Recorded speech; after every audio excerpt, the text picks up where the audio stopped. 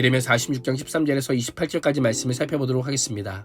느부갓네살 왕이 애굽 땅에 있는 바로의 왕궁에 침입하여 많은 성읍을 약탈할 것이며 그 땅을 정복할 것이 예언됩니다. 하나님께서는 애굽의 회복에 대한 여지와 함께 이스라엘의 회복에 대해 약속합니다. 13절에서 24절은 바벨론의 애굽 침략입니다. 여호와께서 예레미야에게 바벨론 왕 느부갓네살이 애굽을 치려고 올 것을 말씀합니다. 느부갓네살이 애굽의 많은 성읍들을 약탈하여 정복할 것이라는 겁니다. 믹돌과 노브는 애굽을 대표하는 도시입니다. 다바넷은 애굽으로 들어가는 관문에 위치한 도시로 유다 백성들이 하나님의 명령을 거역하여 내려간 요새화된 성읍입니다. 이 지역들은 애굽 하부에 위치한 지역들로 이 지역에 거주하는 자들 향해 굳건히 서서 준비하라고 명령합니다. 사방에서 칼이 들어와 이 도시들이 무너지게 될 것이기 때문입니다. 사방의 위험에 둘러싸여 있을 뿐 아니라 이제 바벨론의 진격만이 남아 있었습니다. 하나님께서 이렇게 자세하게 말씀하신 이유가 무엇일까요? 유다 백성들에게 피할 길을 알려주기 위함입니다. 애국 같은 강대국이 아니라 여호와 하나님만의 유일한 피난처임을 알려주기 위함입니다. 15절에서는 장사들이 쓰러지면 어찌함이냐라고 합니다. 장사라고 하는 표현은 용사라고 하는 의미도 있지만 힘이 센 수소라고 하는 뜻도 있습니다. 애굽의 수호신으로 성스러운 황소의 형상을 가진 아피스 신을 가리키기도 하는데요. 예레미야는 용사와 애굽의 신 아피스가 쓰러지고 일어서지 못할 것임을 선포합니다. 애굽의 수호신으로 여길지라도 아무런 도움을 주지 못하는 무기력한 존재가 될 것입니다. 여호와께서 몰아내셨기에 폭우에 쓰러지는 곡식처럼 다시 일어나지 못할 것입니다. 또한 애굽 군대가 얼마나 비참하게 패배를 당했는지 많은 사람이 넘어집니다. 바벨론의 공격을 받은 애굽 군인들이 다리에 힘이 풀려 비틀거리며 달아나다 죽을 것임을 의미합니다. 여기서 끝이 아니라 사람이 사람 위에, 시체들 위에 또 다른 시체가 넘어진다고 묘사하여 전쟁의 처참한 광경을 보여주고 있습니다. 애굽의 다국적 군대가 바벨론 군대에 패배하여 더 이상 싸워줄 수 없다고 절규하며 고향으로 돌아가고자 합니다. 이는 매우 잔혹하게 사륙을 당하여 완전히 패배할 것임을 암시합니다. 18절에서 24절은 무너지는 애굽을 표현 방법만 달리하여 동일한 내용으로 언급합니다. 18절에서 나의 삶을 맹세하노니라고 하는 표현을 사용하여 선포의 확실성을 다시 한번 확증합니다. 다볼산은 해발 550m로 이스라엘 골짜기 동편 끝에 높이 솟아 있습니다.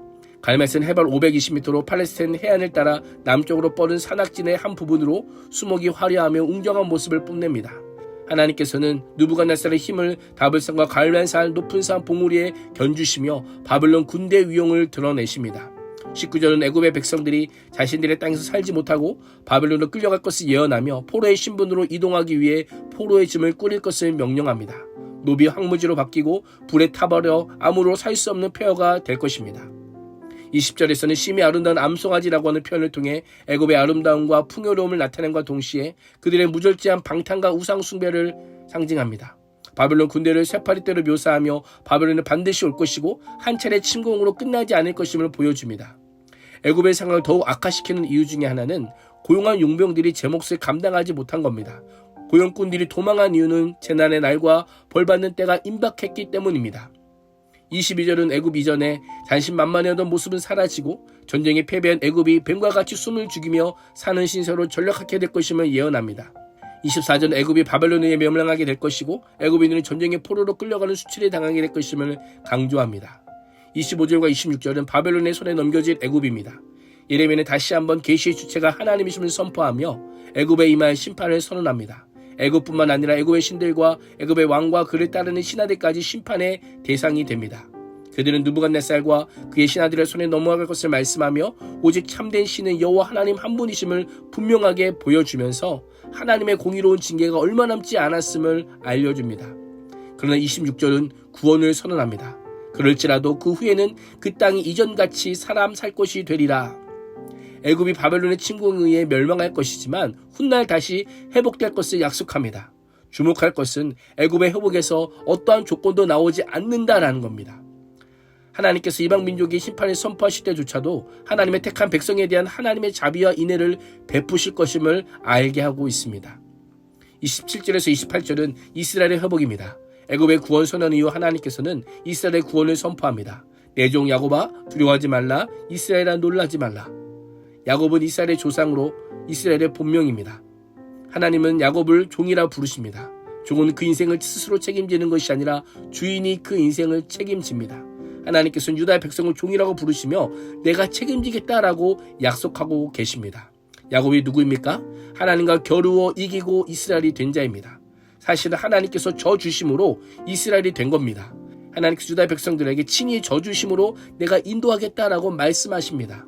결국 이스라엘이 하나님께 복종했기 때문이 아니라 하나님께서 선택하심으로 하나님의 소유가 되었기에 하나님께서 친히 그 일을 이루어 가신다라는 겁니다. 사실 이스라엘의 언행을 보면 하나님의 종이 되기에는 턱없이 부족합니다. 이스라엘만 그렇습니까? 우리도 야곱입니다. 우리도 주인 되신 하나님의 권위에 복종하지 않는 죄인입니다. 그럼에도 하나님의 전적인 은혜로 영원히 멸망하는 것이 아니라 반드시 회복될 것이니 우리에게도 두려워하지 말라고 말씀하고 계십니다. 죄의 징계는 있어도 진멸은 없습니다. 오늘 하루도 우리를 죄악에서 건져내어 살려주실 하나님의 섭리를 묻고 회개함으로 무너질 세상 나라가 아닌 영원히 사라지지 않을 하나님의 나라를 소망하기를 주님의 이름으로 축복합니다. 기도하겠습니다. 하나님, 심판하시지만 희망도 주시고 다시 살리시는 하나님의 역사를 믿음으로 영원히 사라지지 않을 하나님 나라를 소망하며 살게 하여 주옵소서. 예수님의 이름으로 기도합니다. 아멘.